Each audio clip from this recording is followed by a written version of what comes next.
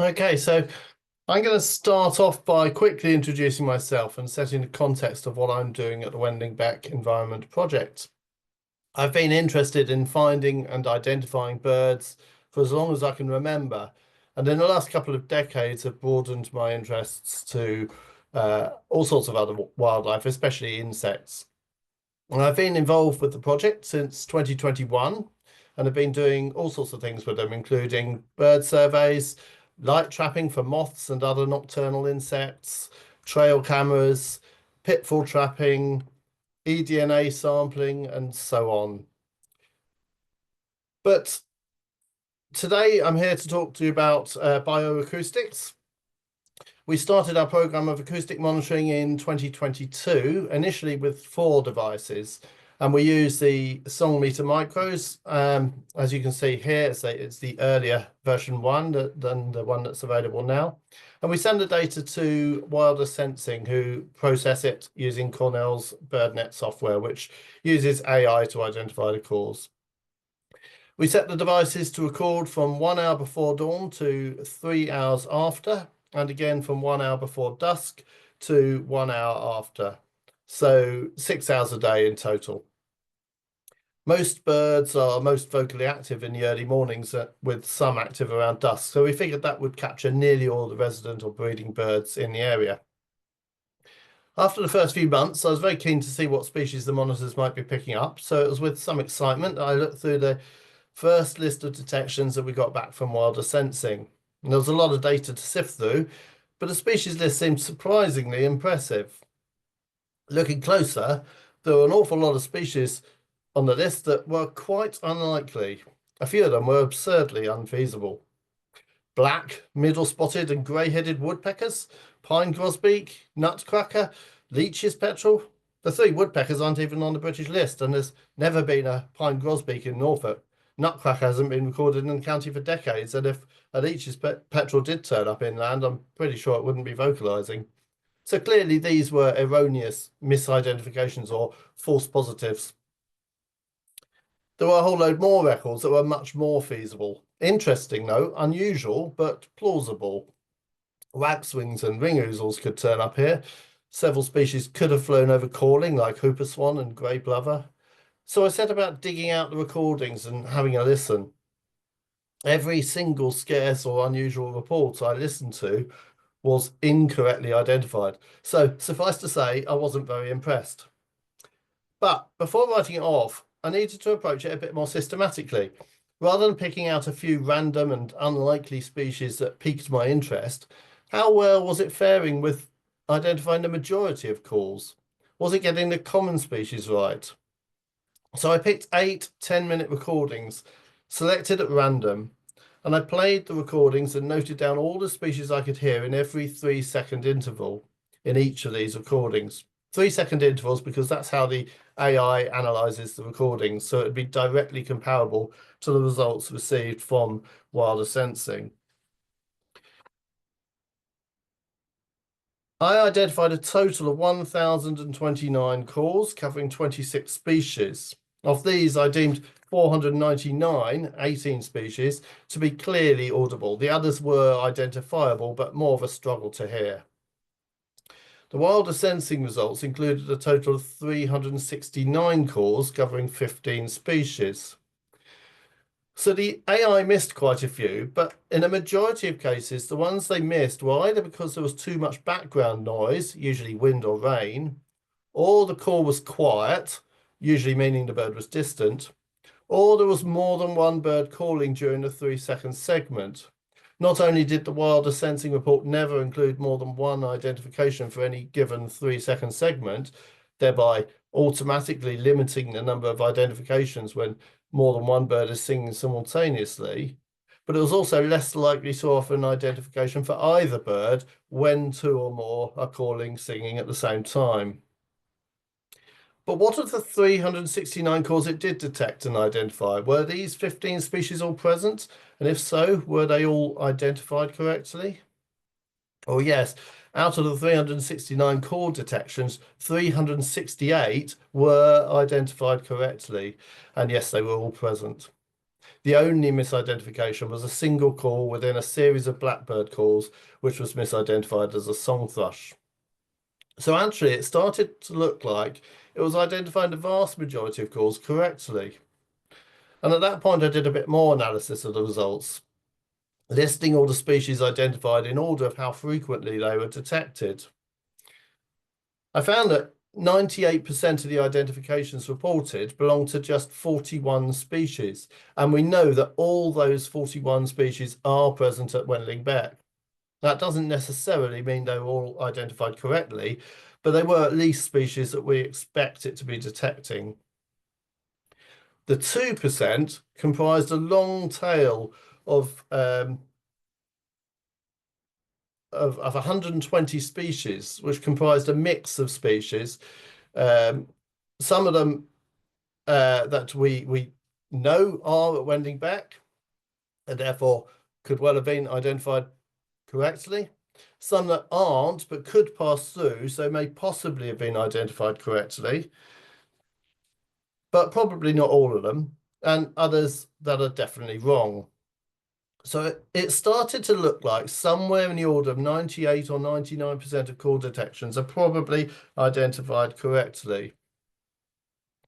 But the problem is the 1 or 2% that aren't comprise a long list of different species. So without validating the results by having someone who knows bird calls listen to all the recordings, the outputs from wireless sensing aren't going to be useful for giving you an accurate list for a site. But with something like 98 or 99% accuracy right, might they be useful for something else? Well, one of the things we're interested in at Wendling Beck, as Alex mentioned, is monitoring changes in biodiversity over time. Could the number of species detected by passive acoustic monitors be used as a proxy to species richness? Can we expect that if the actual species richness goes up, so too will the number of species detected by the monitors? If species richness goes down, can we expect the number of species detected will go down? Well, early last year, we put up another 11 song meter micros, bringing the total to 15. And one of the main objectives was to compare the acoustic results with traditional boots on the ground bird survey results. In particular, we had one pair of 1 kilometre transects, each split up into 5 200-metre sections. So very much in the style of the BTO's breeding bird survey methodology. And we also positioned a monitor at the midpoint of each of these 200-metre sections. The transects pass through a range of habitats, so the bird assemblage varies from section to section. And we conducted several traditional bird surveys along these transects, 6 times each altogether. I also visited the transects on other occasions, so I had a pretty good understanding of what species of birds were breeding along the transects. And we compared the transect survey results to the acoustic outputs from wireless sensing for each of the monitors along the transects. Here are the results. As you can see, the AI reported far more species than were actually present, but there was a degree of correlation between the two sets of results. This wasn't a very strong correlation though, but this is based on all the unadjusted outputs from wireless sensing. Now, every call detection is given a detection confidence value that reflects how good a match there is between the sound identified and the species it is identified as. It also gives a location probability, which is meant to be an indicator of how likely a species is to occur there, though this is a very long way short of perfect. By increasing the minimum detection confidence and or the location probability, we would exclude many of the misidentifications, but we would also exclude some of the correctly identified results. Some species are correctly reported, but with low confidence, and some under-recorded species like owls have a lower location probability than they really should do. The more we increase the thresholds, the more false positives that we eliminate, but also the more correct results we eliminate. I noticed that most of the false positives were not regularly repeated. A few of them, like robins, are often misreported as hawfinches, but most of the clearly incorrect species were only occasionally reported. So I figured it might improve the accuracy of the results if we were to exclude those species that were only reported a small number of times in any given day. This would also help to exclude species that are just flying over and are therefore irrelevant to an analysis of birds using a site. But how small a number? Again, if we set the number too high, we'll eliminate good records along with the wrong and irrelevant ones. As well as looking at the number of calls per day, we could look at the number of days per period. If a species only called on, say, 5% of days in the breeding season, then chances are it wasn't breeding there. It might have been detected because it visited briefly, or it might have been misidentified. Either way, it's not relevant to a breeding bird survey.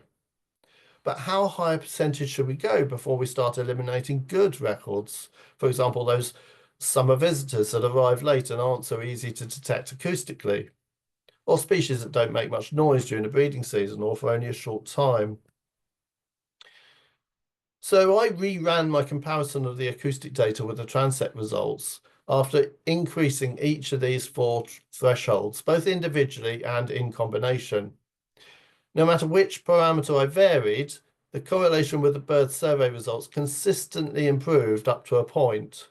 And then as I continued to increase the threshold, eliminating more data, correlation worsened again.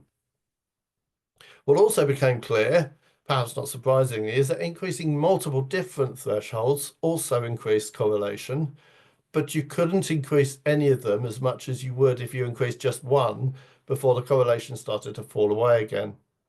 No single parameter stood out as being more effective than the others.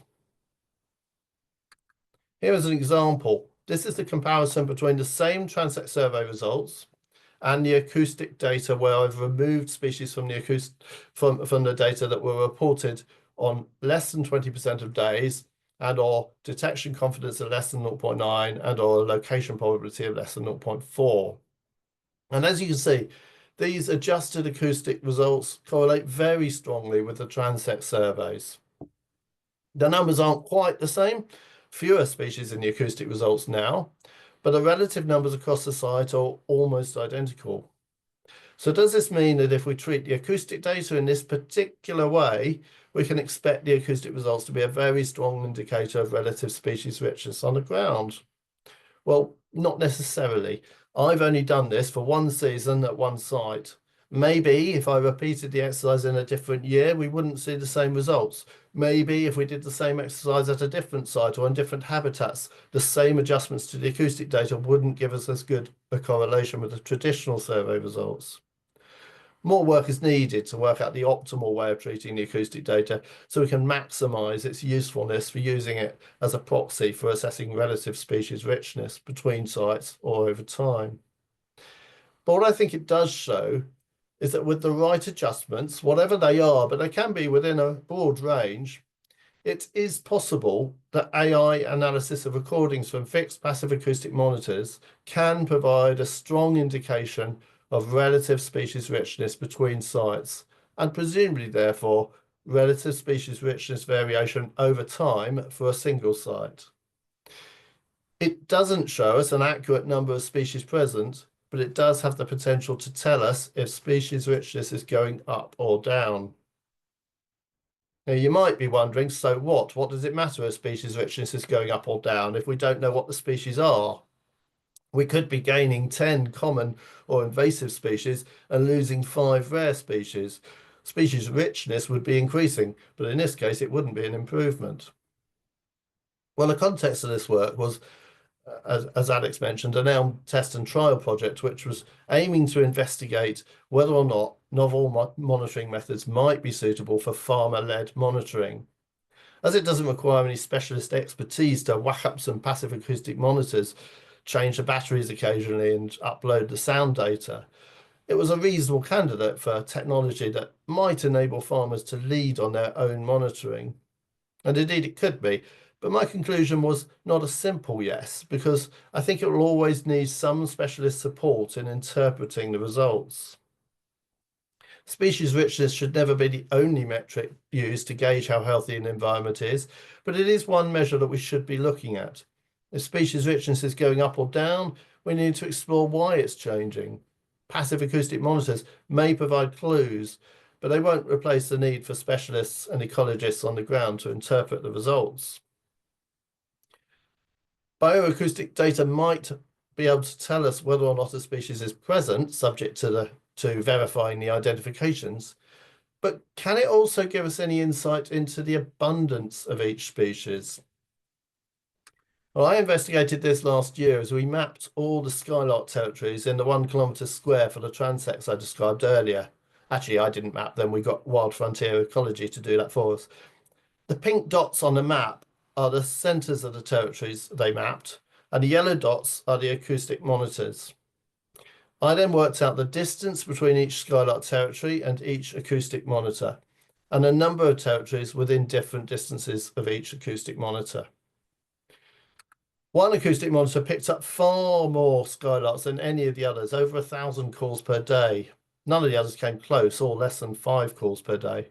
And the reason is that this was the only monitor that was actually inside a skylark territory and very close to a second. Skylarks were often singing directly over it. If we ignore that device and look at all the others that weren't actually in a territory, we found that there was a correlation between the number of skylark calls detected from a device and the number of skylark territories within different distances from the device.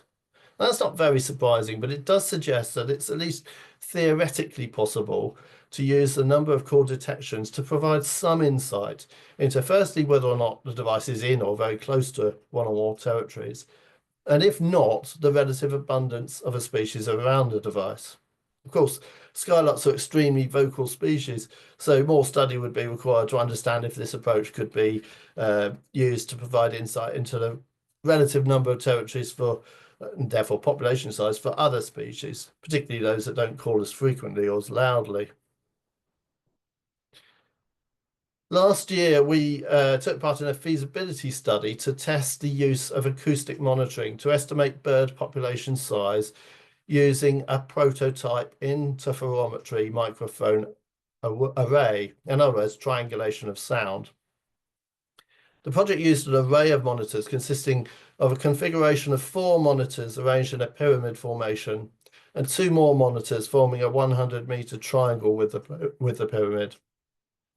Wilder Sensing were able to determine the direction of sounds using relatively simple algorithms, and with more time would also be able to evaluate the approximate distance of the sounds from the pyramid.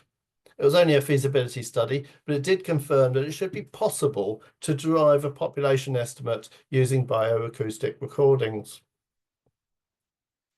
Now, depending on what you want to get out of bioacoustics, there are all sorts of other things that would be possible to achieve. We've amassed over 2 million detections now, and the Wilder Sensing portal provides a range of different ways to cut and present the data.